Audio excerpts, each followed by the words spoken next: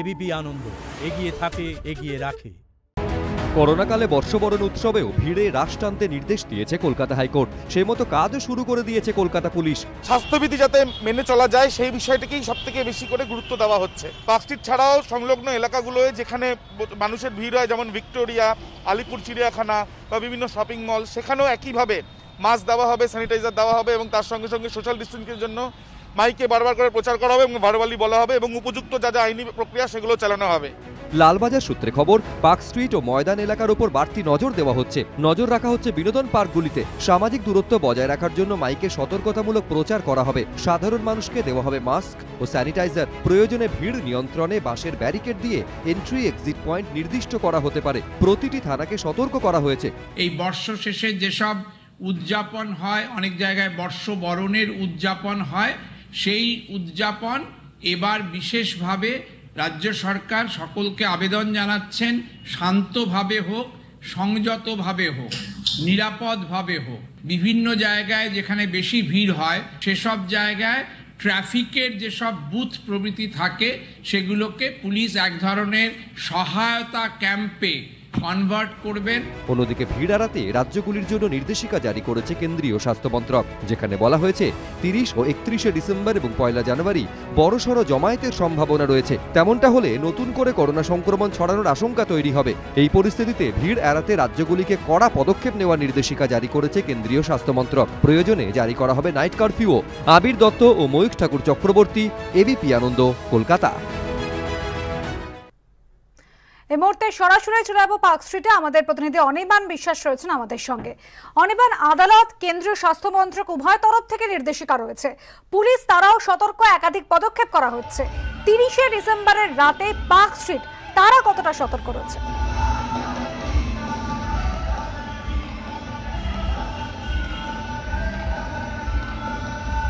দেখো অনুষ্কা, তোমাকে প্রথমে দেখিয়ে নেই যে 30শে ডিসেম্বরের রাত্রেবেলা পার্ক স্ট্রিটের ছবিটা। বেশ কিছু মানুষ আসছেন তারা কিন্তু পার্ক স্ট্রিটে, কারণ অনেকেই 31শে ডিসেম্বর অর্থাৎ বছরের শেষ দিনের ভিড় এড়াতে কিন্তু ভিড় করছেন। আমরা এই মুহূর্তে রয়েছে অ্যালেন পার্কের সামনে। রাস্তায় গাড়ির যথেষ্ট চাপ রয়েছে, কিন্তু তার মধ্যেও দেখা যাচ্ছে বেশ কিছু মানুষ তারা কিন্তু মাস্ক খুলে ছবি তুলতে ব্যস্ত রয়েছেন এবং বেশ কিছু মানুষকে আমরা দেখেছি, দেখতেই পাচ্ছ সামনে এখানে একজন রয়েছেন, তিনি কিন্তু মাস্ক খুলে এখানে ছবি তুলতে ব্যস্ত।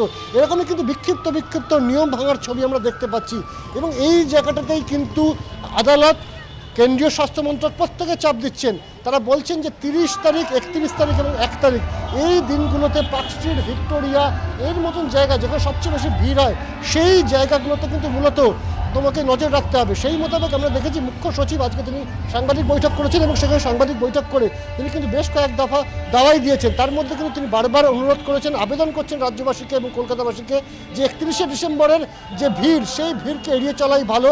যতটা সম্ভব আনন্দ এবং বছর শেষের উদযাপন, বছর শুরুর উদযাপন, সেটা ভিড় থেকে যতটা দূরে সম্ভব করা যায় সেটা চেষ্টা করতে হবে এবং অবশ্যই মাস্কের ব্যবহার এবং স্যানিটাইজারের ব্যবহার রাখতে হবে। পুলিশের যে কিয়স্ক রয়েছে, ট্রাফিক পুলিশের যে বুথগুলি রয়েছে, প্রত্যেকটি কিন্তু সহায়তা কেন্দ্র হিসেবে ব্যবহার করা হবে।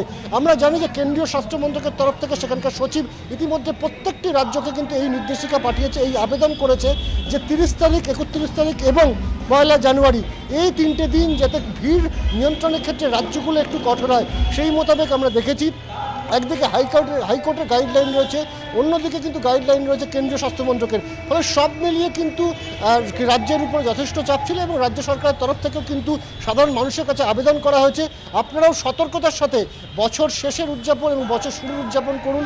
উদযাপন করতে কোনো অসুবিধা নেই, কিন্তু এই নতুন করে যে ব্রিটেন স্ট্রেন এসছে বা সেটার যে থাবা পশ্চিমবঙ্গে ইতিমধ্যে এসে উপস্থিত, সেইটা যেন কোনোভাবে বাড়তে না পারে বা নতুন করে ভিড় থেকে কোভিড যাতে না ছড়িয়ে পড়ে সেদিকে কিন্তু সতর্ক দৃষ্টি রাখতে হবে সবাইকে। সেই আবেদন কিন্তু রাজ্য সরকারের তরফে করা হচ্ছে। অনুষ্কা, ধন্যবাদ অনির্বাণ। বছর শেষে আনন্দ উদযাপনে একাধিক নির্দেশিকা রয়েছে, আর তারই মধ্যে কোভ্যাক্সিনের চূড়ান্ত ডোজ নিলেন ফিরহাদ হাকিম। তার দাবি, এখনো পর্যন্ত কোনো পার্শ্ব প্রতিক্রিয়া হয়নি। বেলেঘাটা নাইসের ডিরেক্টর জানিয়েছেন জানুয়ারির মধ্যেই পরীক্ষামূলক টিকাকরণের কাজ শেষ হবে। এরই মধ্যে বর্ষবরণের সময় করোনা সতর্কতা কড়াভাবে মানার জন্য রাজ্যগুলিকে চিঠি পাঠিয়েছে কেন্দ্র। 2 ডিসেম্বর কোভ্যাক্সিনের হিউম্যান ট্রায়ালের ভ্যাকসিনের প্রথম ডোজ নিয়েছিলেন পুরমন্ত্রী ফিরহাদ হাকিম। বুধবার কোভ্যাক্সিনের দ্বিতীয় ডোজ নিলেন তিনি।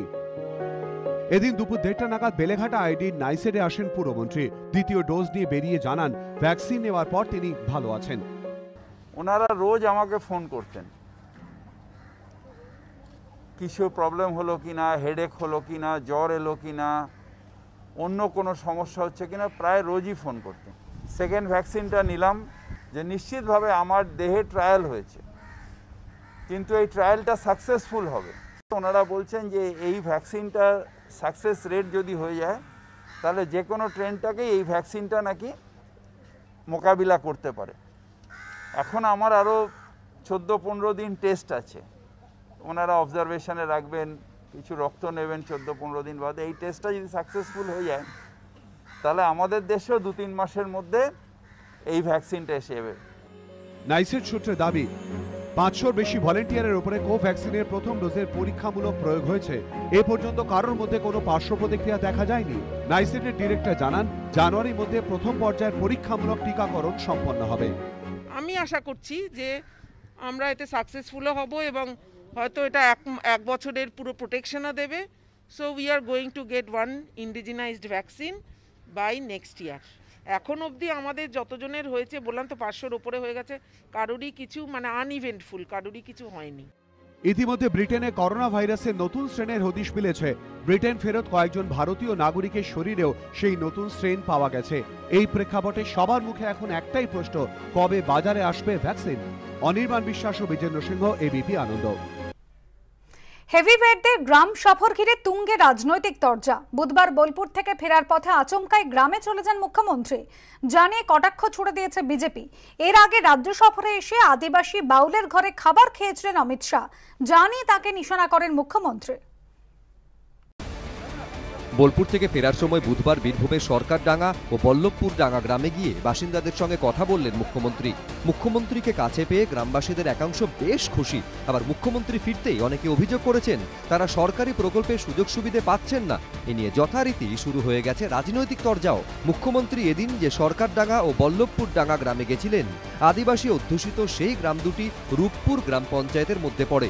বর্তমানে এই পঞ্চায়েত তৃণমূলের দখলে, কিন্তু গত লোকসভা ভোটে এই গ্রাম পঞ্চায়েতে এগিয়ে ছিল বিজেপি। বল্লভপুর বুথে 163 ভোটে এগিয়ে ছিল তারা। সেই গ্রামে মুখ্যমন্ত্রীর যাওয়া নিয়ে সুর চড়িয়েছে বিজেপি। ममता जी का नाटक अब सब समझ गए हैं।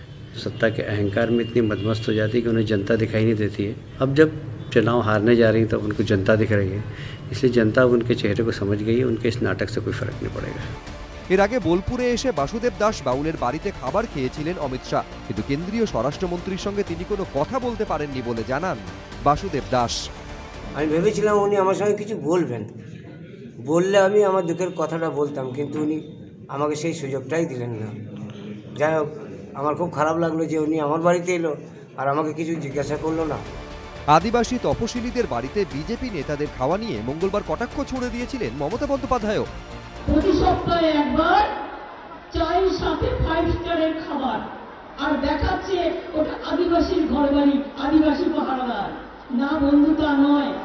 আবার আদিবাসী ভাই বোনেদের অপমান করার কোনো অধিকার তোমাদের নেই। এর আগে বাঁকুড়া সফরে এসে আদিবাসী পরিবারের ঘরে খাবার খেয়েছিলেন অমিত শাহ। কিছুদিন পর বাঁকুড়া সফরে গিয়ে একটি গ্রামে চলে যান মুখ্যমন্ত্রী। খাটিয়ায় বসে কথা বলেন গ্রামবাসীদের সঙ্গে। সেবারও 2 হেভিওয়েটের বাঁকুড়া সফর ঘিরে তুঙ্গে উঠেছিল তৃণমূল বিজেপি তরজা। এবার তার পুনরাবৃত্তি হলো বীরভূমে, জানিয়ে রাজ্য রাজনীতি সরগরম। কিন্তু এতে গরিব গ্রামবাসীদের কি কিছু লাভ হচ্ছে, সেই প্রশ্ন থেকেই যাচ্ছে। উজ্জ্বল মুখোপাধ্যায় ও ঝিলম করঞ্জাই, এবিপি আনন্দ। মঙ্গলবার পূর্ব মেদিনীপুরের নন্দীগ্রামের সভায় যাওয়ার পথে হামলায় আহত বিজেপি কর্মীদের হাসপাতালে দেখতে গেলেন শুভেন্দু অধিকারী। বৃহত্তর আন্দোলনে যাওয়ার হুঁশিয়ারি দিয়ে তাঁর অভিযোগ, এফআইআর এর নাম না থাকা 2 জনকে গ্রেফতার করেছে পুলিশ। এদিকে ফের ঘটনায় জড়িত থাকার কথা অস্বীকার করেছে তৃণমূল। মঙ্গলবার শুভেন্দু অধিকারীর সভায় যাওয়ার পথে বিজেপি কর্মীদের উপরে হামলা ঘিরে অগ্নিগর্ভ হয়ে ওঠে নন্দীগ্রাম। বুধবার আহত দলীয় কর্মীদের হাসপাতালে দেখতে যান বিজেপি নেতা শুভেন্দু অধিকারী। প্রথমে নন্দীগ্রাম সুপার স্পেশালিটি হাসপাতাল ও তারপর তমলুক জেলা হাসপাতালে যান তিনি। আহতদের কাউকে বুকে টেনে নেন, কারোর গায়ে মাথায় হাত বুলিয়ে স্বাস্থ্যের খোঁজ খবর নেন। কিভাবে হামলা হলো, সে সময় কতজন ছিল তাও জানতে চান শুভেন্দু অধিকারী। এরপর সাংবাদিকদের মুখোমুখি হয়ে ফের তৃণমূলের বিরুদ্ধে ক্ষোভ উগরে দেন তিনি। যদি কেউ মনে করে পায়ের তলা থেকে মাটি সরে যাচ্ছে, গুন্ডামি করে মারপিট করে এসব করবে, এটা বিগত দিনে দেখা গেছে দীর্ঘস্থায়ী হয় না। কারণ আমরা একটা বড় শক্তির সঙ্গে লড়াই করেছিলাম 7 সালে, 8 সালে, 9 সালে। সেই শক্তি কিন্তু টিকে থাকতে পারেনি। তাদের সঙ্গেও পুলিশ ছিল, টাকা ছিল, অস্ত্র ছিল, ক্যাডার ছিল, হারমাত ছিল, অনেক কিছু ছিল, চপ্পল পরা হারমাত ছিল, টিকতে পারেনি। মানুষই শেষ কথা বলেছে। এই মানুষের ভাষাটা কেউ কেউ এখন বুঝতে পারছেন না। বিগত দিনে জমি রক্ষার আন্দোলনে যেভাবে লড়েছি, ভবিষ্যতে মানুষের নিজের অধিকার রক্ষার লড়াইতে একইভাবে যুবকদের নিয়ে, যুবতীদের নিয়ে লড়ব। তৃণমূল অবশ্য এই ঘটনার সঙ্গে দলের যোগ অস্বীকার করেছে। আমরা আন্দোলনের কিছু জানি না। নন্দীগ্রামের আন্দোলনটা ছিল ভূমি আন্দোলন, সাধারণ মানুষের আন্দোলন। আর আপনি বিজেপিকে নিয়ে একটা পুজো করতে এসে বলছেন আপনি নন্দীগ্রামের আন্দোলন করবেন এবং পরিকল্পনা করে একটা গণ্ডগোল ভাঙিয়ে দিয়ে। আপনি তো অনেক দিন থেকে পরিকল্পনা করছেন নন্দীগ্রামে একটা সাম্প্রদায়িক দ্বন্দ্ব গণ্ডগোল তৈরি করবেন, আর সেটা তো ওনার তো লোকজন সেটাই করেছে, এটা তো একদম প্রমাণিত। এর সঙ্গে তৃণমূল কংগ্রেসের কোনো রকম যোগ নেই। হামলার ঘটনায় মঙ্গলবার রাতে শেখ সেলিম ও শেখ রহিমুল নামে দুই ব্যক্তিকে গ্রেফতার করেছে পুলিশ, যদিও এই গ্রেফতারি নিয়ে প্রশ্ন তুলেছেন শুভেন্দু অধিকারী। প্রত্যেকটা মানুষকে জানাতে হবে এবং 17 জনকেই গ্রেপ্তার করতে হবে। প্রত্যেকে জানে কারা করেছে, চিহ্নিত লোক। অতএব যেদিনকে গ্রেপ্তার করেছে এফআইআর নাম নেই। অনেক সময় পুলিশ শাসক দলের আগে দলদাস ছিল, এখন কৃতদাস। তা পুলিশ অনেক সময় কথা বলে নেয়, দুটো দাও না, হয়তো সেইভাবে কথা বলে নিয়েছে যে দুটো দিয়ে যান না। ধৃত দুজনকে বুধবার হলদিয়া মহকুমা আদালতে তোলা হলে তাদের 8ই জানুয়ারি পর্যন্ত জেল হেফাজতে পাঠানোর নির্দেশ দেন বিচারক বিটন চক্রবর্তী, এবিপি আনন্দ, পূর্ব মেদিনীপুর।